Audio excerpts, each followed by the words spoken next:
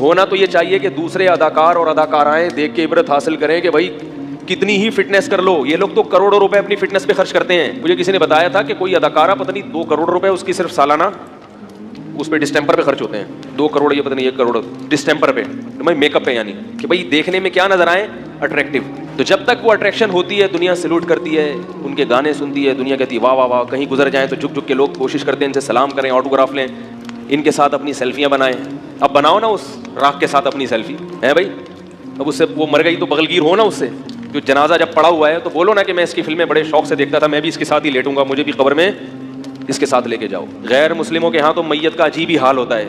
ان کے تو بہت خطرناک, جب جلانے کا منظر میں نے یوٹیوب پہ دیکھا, بعض مردے جو ہندو لوگ جلاتے ہیں تو اتنا وحشتناک منظر. اس پہ نیچے کسی کے کمنٹس تھے الحمدللہ علی نعمت الاسلام, تمام تعریفیں اس اللہ کے لیے جس نے ہمیں مسلم بنایا. اپنے باپ اپنی ماں کے ساتھ ایسا وحشیانہ عمل کرنا, اس کو اپنے سامنے جلا دینا. تو عبرت ہونی چاہیے, مگر عبرت کے اس موقع پر عبرت بولو بھائی نہیں ہوتی, اور بغاوت پھیلتی ہے. لوگ ان کی تعریفوں میں زمین آسمان کے قلابے ملاتے ہیں.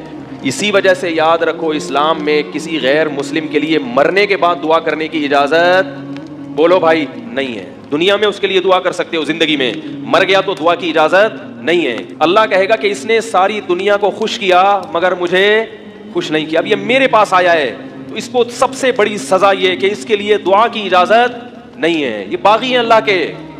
جب تک غیر مسلم زندہ ہے امکان ہے کہ توبہ کر لے گا, اس لیے آپ اس کو برا بھلا مت کہیں. مر گیا اب نہیں, بغیر توبہ کے چلا گیا تو اللہ نے کسی کو 40 سال مہلت دی, کسی کو 50 سال, کسی کو 60 سال. ساری زندگی ساری دنیا کا خیال, مگر جس نے پیدا کیا اس کے لیے کیا کیا آپ نے؟ اس پر ایمان ہی نہیں تھا, کرتے کیا آگے اس کے لیے؟ عبرت کی بات ہے, اللہ عبرت کا نشان بنا دیتے ہیں. مگر افسوس موت کا یقین ہم سب کو ہے کہ مرنا ہے.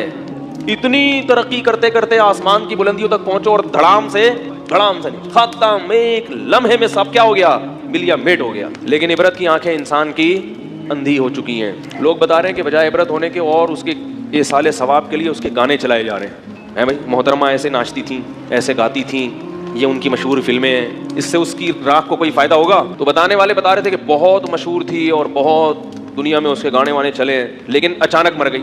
تو میں نے کہا اب تو لوگوں کو بڑی عبرت ہوئی ہوگی, یار کتنی دنیا کمائی اس نے, عزت کمائی, اور وہ عزت 1 منٹ میں بولو بھائی خاک میں مل گئی. اداکارہ ہوگی تو ظاہر ہے خوبصورت بھی ہوگی. تو یاد رکھیں سکون اور اطمینان اللہ نے خواہشات کی تکمیل میں نہیں رکھا.